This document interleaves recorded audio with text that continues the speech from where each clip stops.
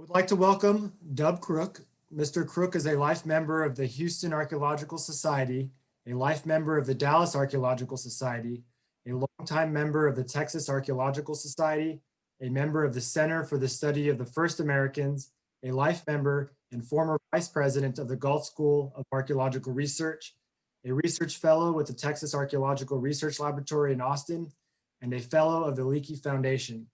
He is also an archaeological steward for the state of Texas. He is the author of 180 papers in the field of archaeology and has recently published his fourth book titled The Carrollton Phase Archaic, a redefinition of the chronology, composition, and aerial distribution of the early archaic horizon along the Trinity River, Texas.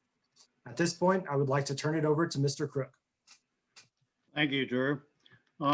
The topic I'm going to be talking about today is the highlights of a collection given by the late Mr. Andy Kyle to the Sam Houston Regional Library and Research Center that's located in Liberty, Texas.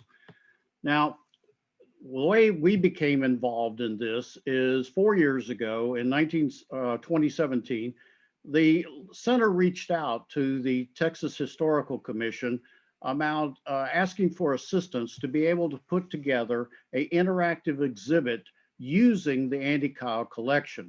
The THC then reached out to the Houston Archaeological Society, of which I am a member of, and asked us if we could help them with this exhibit. And we, over the last 4 years, have studied all of the collection, which consists of over 50,000 artifacts from 95 archaeological sites in 9 southeastern Texas counties. And the entire collection, it ranges variously from site to site, but from the earliest Paleo-Indian times of the Clovis culture at 13,000 years BP, all the way up to the late prehistoric. The new exhibit that we put together at the center went live in 2018. And we had over 300 visitors, including congressmen who came on the opening. It is now there. The museum during the pandemic has restricted audiences, but you can go to it and see the entire prehistory of Southeast Texas. Over 400 pieces of the collection are on exhibit with a good interactive display. And if you ever get a chance to go to Liberty, I highly recommend a visit to the Sam Houston Library and Center. Today, obviously, in the time I've been given, I cannot discuss the entire Andy Kyle collection, but I'm going to discuss some of the more significant finds that we had. This includes the earliest Clovis artifacts. Then I will talk about the discovery of the Carrollton Archaic, which had previously been found only in the Upper Trinity watershed in the Dallas Metroplex area. And then I will show you a few of the more exotic trade items that are also present in the collection. Now, this slide shows the late Mr. Andy Kyle. He was, after World War II, he was in the Air Force and fought in Europe. He came back native of Ohio and settled in Liberty, Texas, and was in the florist business for a long time. And he, while making flower deliveries, would surface collect at sites that he saw where fields had been plowed or whatever. And he collected for 40 years, from 1946 to 1986. He then donated his entire collection to the center, and it remained dormant there until the HAS came in and has done this current research. Alana Inman, who is the director of the Sam Houston Regional Library and Research Center, is pictured there in the middle.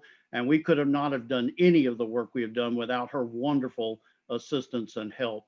And on the map on the right, you'll see Southeast Texas, the counties, and the 9 counties that are represented in the Andy Kyle collection are those that are shown in orange.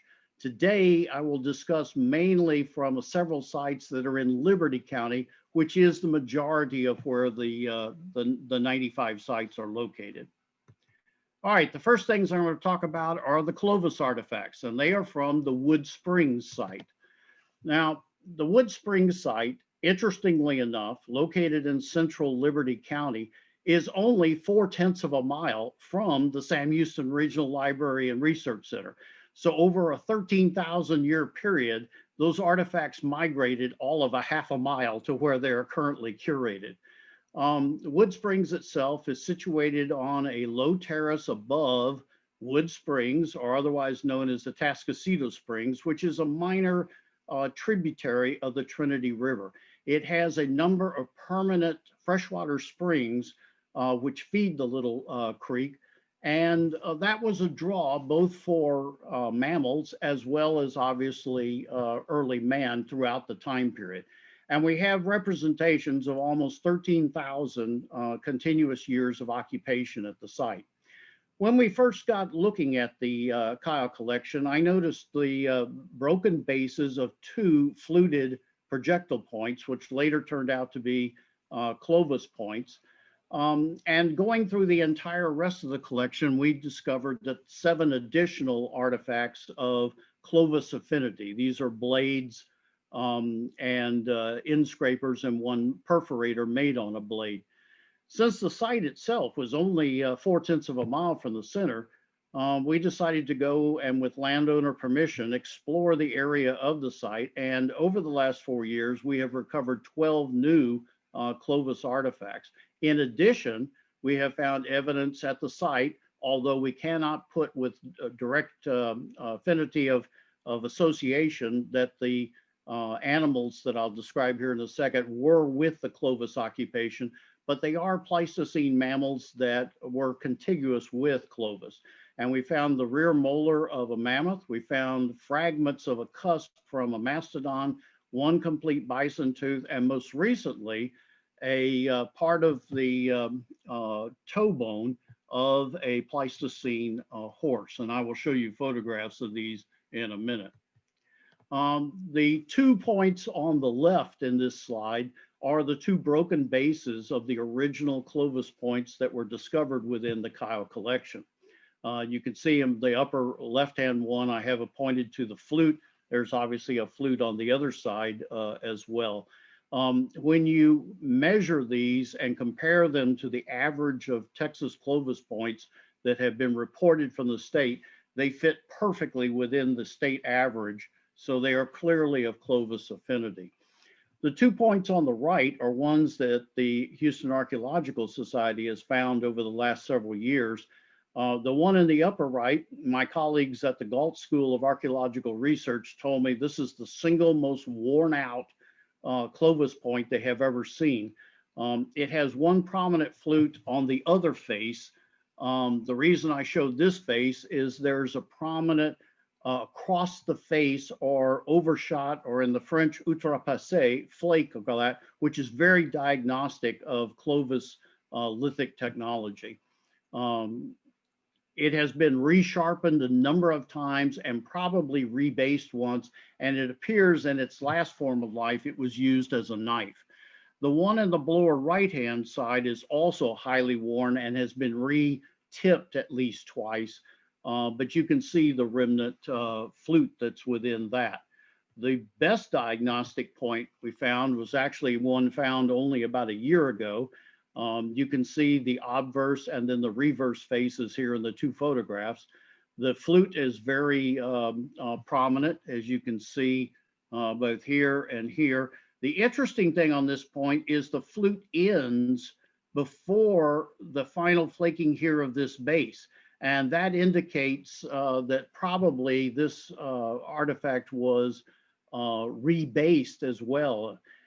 What we have found in all the Clovis artifacts that have come from this, and you have to realize that in the area of Liberty County, there's basically no high quality chert resources. It's largely quartzite and petrified wood, silicified wood.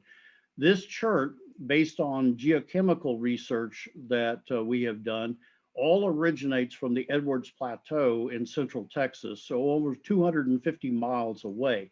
As a result, virtually every tool we have found of Clovis affinity is at the end of its life, highly worn out and abandoned, or broken and unrepairable.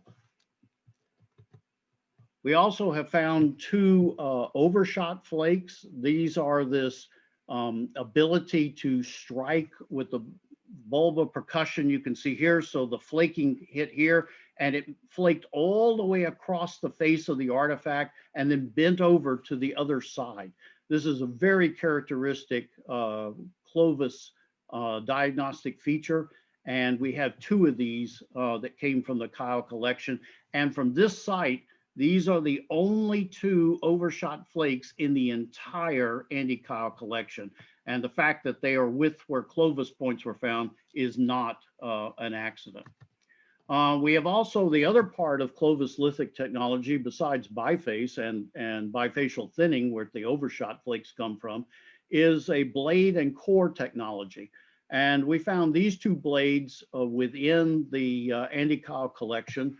The one on the left obviously has been broken during use. The one on the right has been extensively retouched on one lateral edge and then worn out completely from use.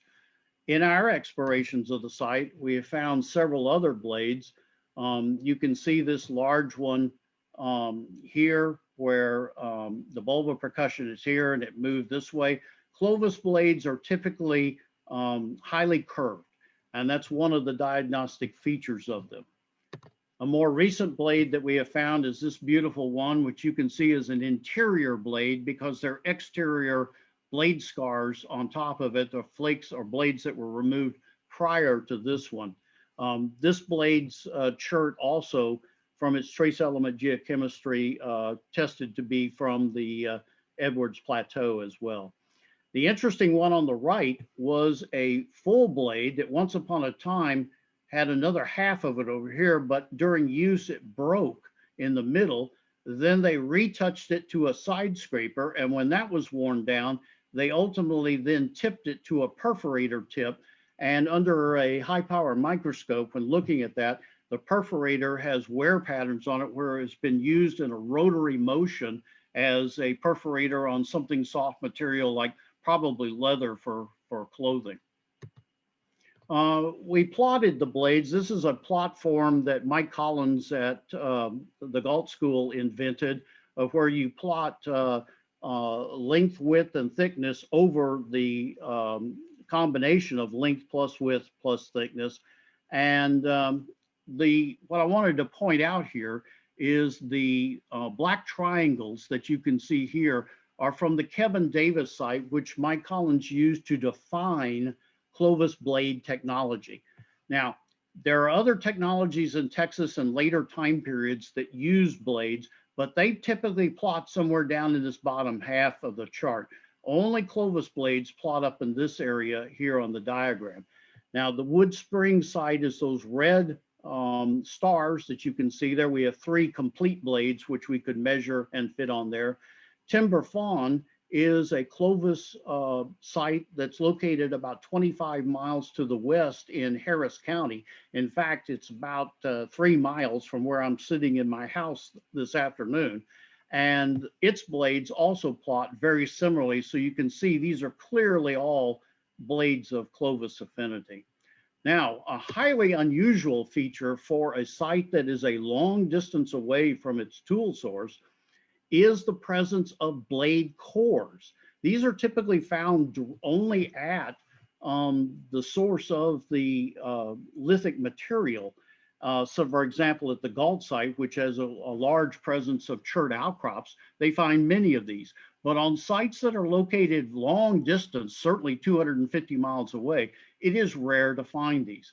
And there are several types there's 2 types actually of Clovis blade cores. There's conical cores and wedge or flatback cores. This is a wedge core, and you can see this was the striking platform on the top, and they struck, and you can see where it drove these blades off of it.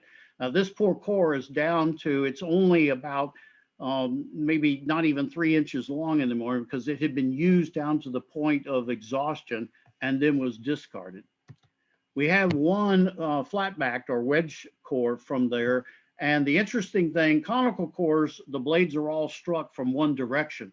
On these flatback cores, blades were struck down this way and back up toward the top, utilizing the entire core. And we have one of these found at Wood Springs, which is highly unusual as well. Here are some of the mammal bones I was telling you about. The mammoth molar looks like from probably a juvenile, is the black colored one in the upper photographs. The fragments of the mastodon cusp, mastodon teeth are like our teeth. They have cusps on them, whereas mammoth teeth are like elephant teeth and they're flat with ridges. And these are two broken pieces of the cusp that we found. And here's the bison tooth. And then the more recent find is this middle phalanx, or what veterinarians call a short pastern bone from a horse. The horse's bone structure of the leg, you can see here, they have a long pastern bone. Here's the short pastern bone, which is this bone. And then it goes into the coffin bone, which forms the hoof itself. This is a very important bone for a horse because they can lock that with their hoof, which allows them to be able to stand and rest for long periods of time, almost to the point of being able to sleep and everything. So rather than constantly putting wear and use on their hooves. Now, unfortunately, on none of these bones are evidence of any kind of use by man, any kind of cut marks or anything else like that. But it is interesting to find these at a site where we have human occupation during the Pleistocene along with Pleistocene mammals. Now, the last slide I want to show you about the Clovis occupation is this is a slide that I adopted after a colleague of mine, Bruce Huckle at the University of New Mexico. What Bruce said is that most Clovis points you can find either initial products, intermediate products, or final products. If you are located like the Galt site, where you are near raw material, most of the material you will find is in this lower initial products. If you are in a long distance site, such as here at Wood Springs, where you're 250 miles away from the outcrop of high quality toolstone, most of what you find is in final products. And I have colored in red on this slide what we have found at Wood Springs. And you can see nearly all of the artifacts we found are in the final products, with the exception of those 3 cores we have found, 2 conical cores and 1 flat back core. So that's what makes those artifacts actually highly unusual. All right, next I want to move on to the Carrollton Phase Archaic discoveries. This is the early Archaic, so something around 9,000 to roughly 6,000 years ago. The Carrollton Phase actually extends slightly into the base of the Middle Archaic, so probably something more like 8,000 or 9,000 to about 5,500 years ago. Now, the Carrollton Phase Archaic was discovered and named by my late father, Bill Crook, and his colleague, King Harris, 2 of the titans of Texas archaeology. And they described it from a large number of sites that were present in the Upper Trinity watershed in the Dallas Metroplex area. So sites in Denton, Dallas, Kaufman counties. And then working in the 1970s, I found several sites that were Carrollton Archaic in Collin County, which is also in the same general area. The Carrollton Archaic was characterized by a very distinct lithic assemblage. The dart points are composed of split stem Gower points, Carrollton points, obviously named for the town of Carrollton near Dallas, Trinity points. We have Calf Creek horizon points, the Andice and Bell, and then Bulverde, one my father named called Wheeler Leaf, and then the Dallas points.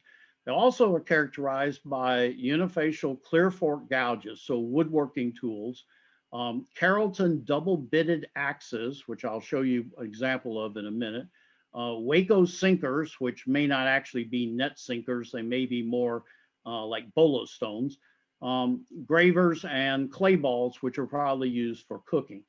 My dad and King Harris postulated that there was no reason that you shouldn't be able to find Carrollton artifacts up and down the length of the Trinity. In other words, using the Trinity either as a pathway for walking along the river, or since there are known woodworking tools in those clear fork gouges, possibly using some sort of dugout boats and traveling seasonally up and down the Trinity. Unfortunately, my father passed away, King Harris, in the late 1980s, my father in the mid 1990s, and never got to know that sitting there in the Andy Kyle collection was on every single aspect of the Trinity or the Carrollton Archaic down in Liberty County. So their postulation from the 1950s was proven true. These are Carrollton points found from a number of sites in Liberty County. Carrollton points are Christmas tree shaped dart points. They are characterized uniquely for archaic points as very similar to Paleo-Indian points. The basal stem is highly ground. I show this picture for one reason. Again, because of, while most of these artifacts are made of high quality chert imported from the Edwards Plateau of Central Texas, they were so prized because of the rarity of this quality material that they used and reused these over time. And you can see while the stems remain more or less the same, the size of the blades decrease with continuing usage to the point that you get one over here where the blade is not much bigger than the length of the width of the stem. These are Trinity points. They are very crudely made, side notched points with a concave or convex base. You can see that I've drawn the little white dots on the one on the left, indicating that they too are ground.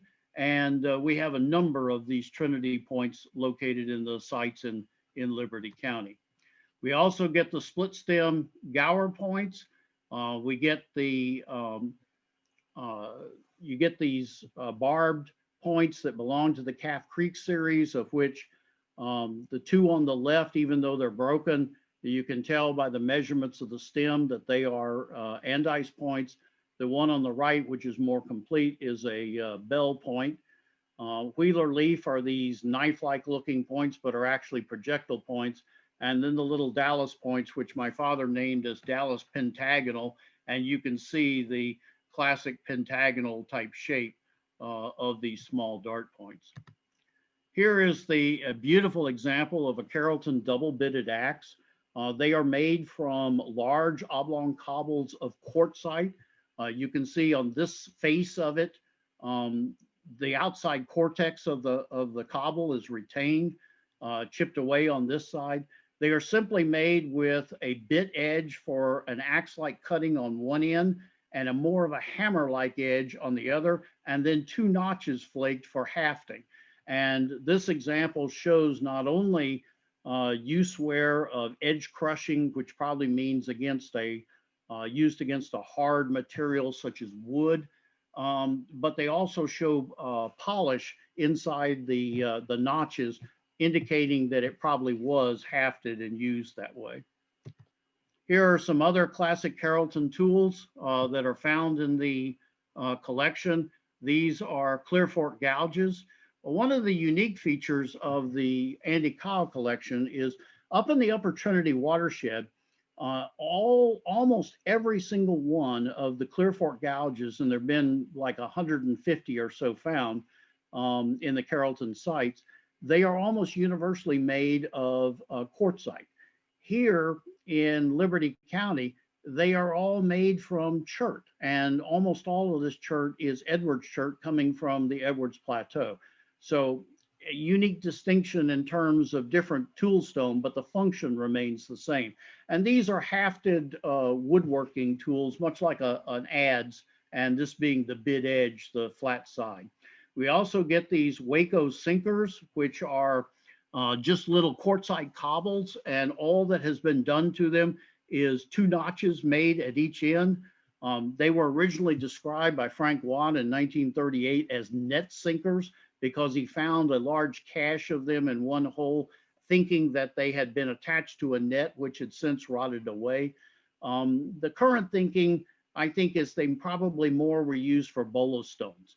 Up in the Upper Trinity, one of the sites that's on a tiny little creek that you can almost step across has like 50 or 60 of these things, and it's hardly a creek that you would have needed a net for.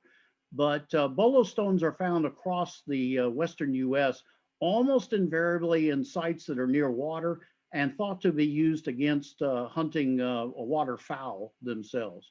We get a lot of these little flakes with little graver tips onto them. And then these clay balls, which are simply compact reddish clay, sandy clay, that were then placed in fire. If you break these open, they typically have cores, which are a dark charcoal material. And these were put into fire and either helped bake materials or possibly were even used as indirect heating stones, like within the stomach lining of an animal to heat up like a soup or a stew-like material. Okay, I want to close with some of the more exotic trade items that have been found. Now, we have found literally dozens of things that are not only not found in Southeast Texas, most of them don't even occur in the state of Texas. They come from the southeastern U.S. and both the lower and upper Mississippi Valley. I do not have the time to show you everything. I will point out here, this little piece here is a piece of galena, which is the mineral of lead sulfide. That mineralogically came from the tri-state district of Missouri, Kansas, and Oklahoma. So these are some really long distance items. The first thing I want to talk about was Andy, like a typical collector, he didn't document things that well, but he did go to the trouble when he found unique features. He would put them together in one sack, label the sack what it was, and then inside the sack invariably draw on a 3x5 card a map of the site and where he found things, which have proved to be immense help in my research. And in looking at collections from the Savoy site, which is about 10 miles north of the Sam Houston Center in north central Liberty County, we found one sack which he labeled one spot. And inside of it were a little over 50 sherds of a sand and clay tempered ceramic pottery, which had a unique sweeping curvilinear designs on it that were stamped using either a wooden or a bone tool. Now, unfortunately, because they were slightly sandy, the edges had rounded to almost a curve. So refitting these and assembling it back into its form was quite the challenge. But I was able to put two large sections across, and they connect in one small, about half-inch area. And holding in both hands with my wife measuring across, we figured that the bowl was about originally 12 inches across its upper orifice. Well, I sent examples of this and photographs to all my colleagues across the southeastern US, and it was clearly not a Texas pottery type.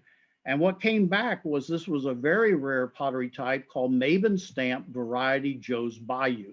It's an early woodland pottery type that dates very early, probably some of the earliest ceramics in the state of Texas from about 0 to 200 AD, and previously was only known from a couple of sites in Louisiana and Mississippi.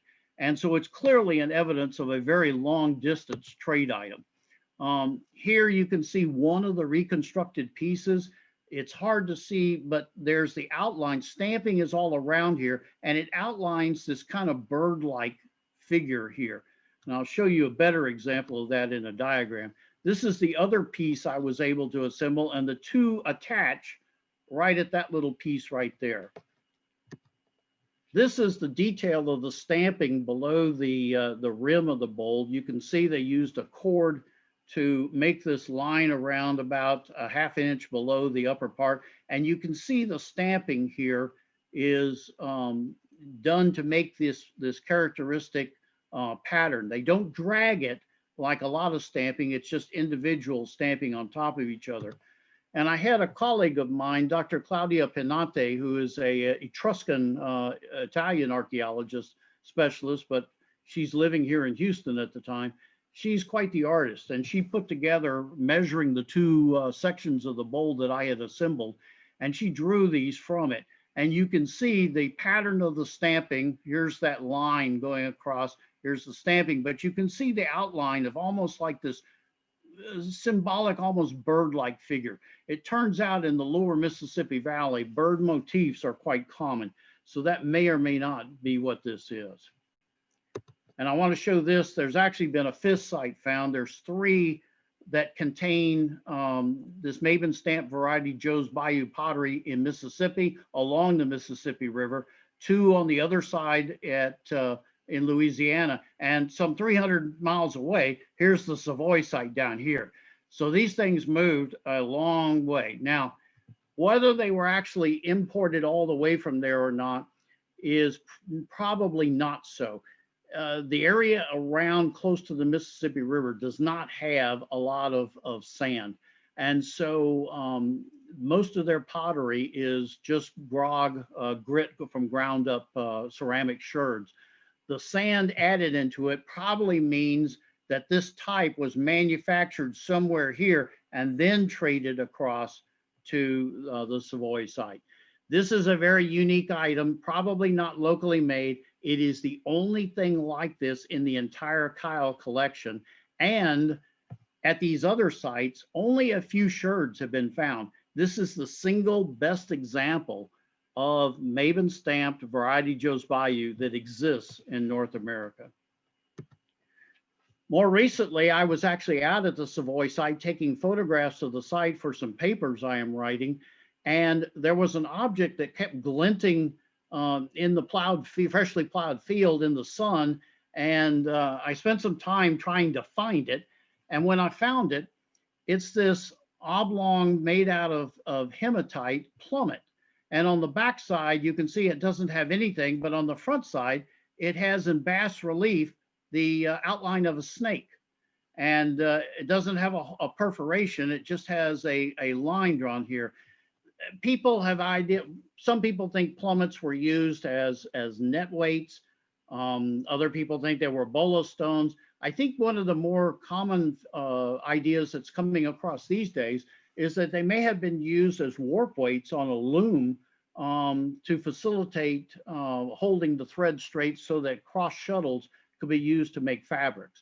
But at any rate, if you look at the detail of the snake, you can see they actually spent a good bit of time. Not only did they carve it out in bas relief on this thing, but you can see the eyes and the triangular head. It is clearly a viper. It's a water, either a water moccasin or a rattlesnake, but very unusual item. And I am still doing research on that, trying to source this material. It's been somewhat delayed because of the pandemic and laboratories not being open, but we will publish a paper on this in the Houston Archaeological Society in the future. Then the last object I want to add is there was a small bag in the Kyle collection, and in the base of the bag was almost pressed down like it was the bottom of the bag was an envelope.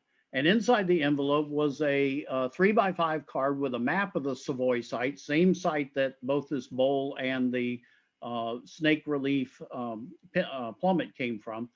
And the map showed an X on it, and it was marked copper. And below it, inside the envelope, were these 2 copper artifacts. One is a bipointed hairpin or an awl, probably a hairpin.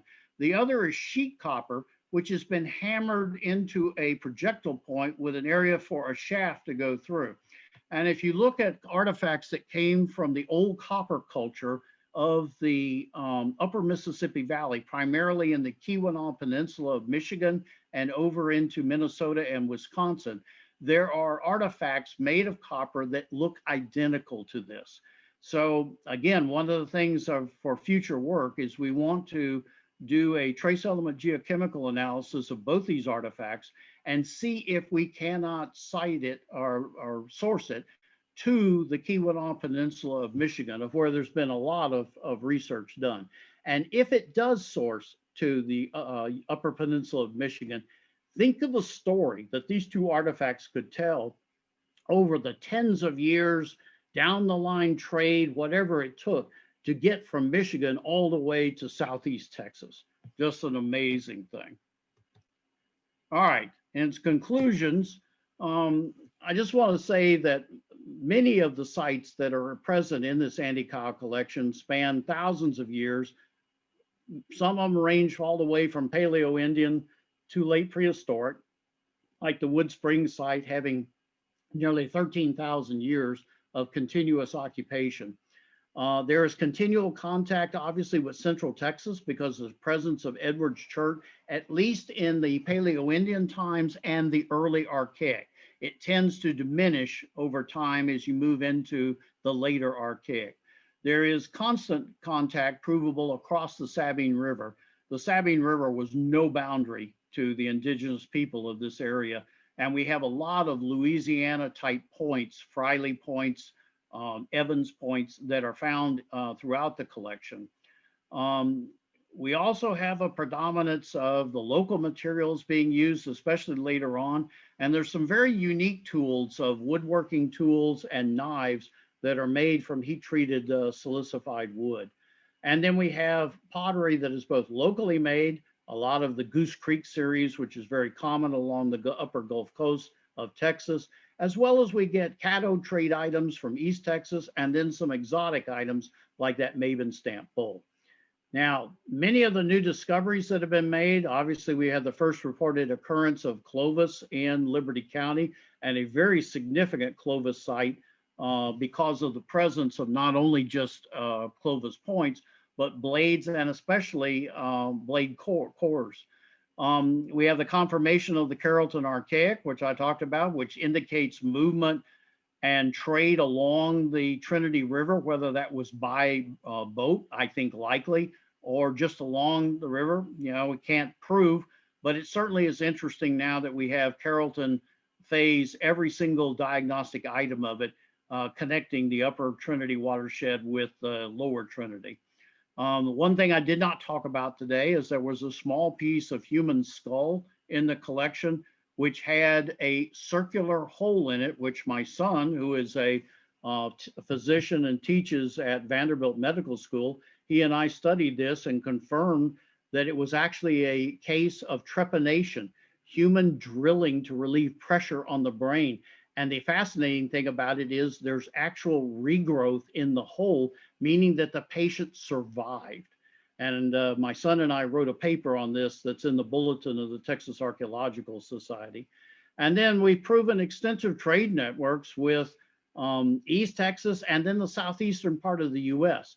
I think a misnomer prior to studying this collection was that Southeast Texas was a bit of a backwater and did not have many contacts. And what we have actually found, and this is my last slide, is one that I've taken from Dr. Jason Barrett. He has been studying historic trade trails and routes throughout Southeast Texas. Many of these are shown as both the red and the black lines on this slide. And then he has been placing archaeological sites which have long-term occupations from Paleo-Indian all the way to late prehistoric. And these are the dots that you see along here. The major east-west trail going all the way from the southeastern US across Texas was the Atascocita Road. You'll note that here's the town of Liberty, here's the Trinity River here, and you'll see the Wood Springs site is located almost at the confluence of the Atascocita Trail and this Beedi north-south trail. The Beedi Trail is important because it is the one known historic trail that went through the Big Thicket, which is an almost impenetrable morass in Southeast Texas. And so people use that for communication from Southeast Texas and the Gulf Coast up through East Texas. And so not only is it located here, but then the Savoy site where you saw all those exotic trade items is located along this trail system as well. So that probably explains either those artifacts came down the Beedi Trail from East Texas, or they could have come all the way across from the southeastern US and traded up into this area. And of course, people always ask me, okay, you got these exotic trade items, what did they have to trade for that? Well, we don't have much of an answer. I mean, nobody would have wanted the lithic materials that were local, silicified wood or quartzite. They had plenty of turtle and white-tailed deer, which everybody else in the US had. Probably what they traded was either salt collected from the Gulf Coast, and then probably wives. Trading for wives was a very, very common feature. And so that may have also been the source of this. So with that, I'll conclude my talk and say thank you very much. Thank you very much, Dub. That was a very interesting presentation, and I commend you and the Houston Archaeological Society for all the work that you all have done with the Andy Kyle collection. So thanks. And for anyone who might have a question for Mr. Crook, please leave your question in the comment section below. Thank you.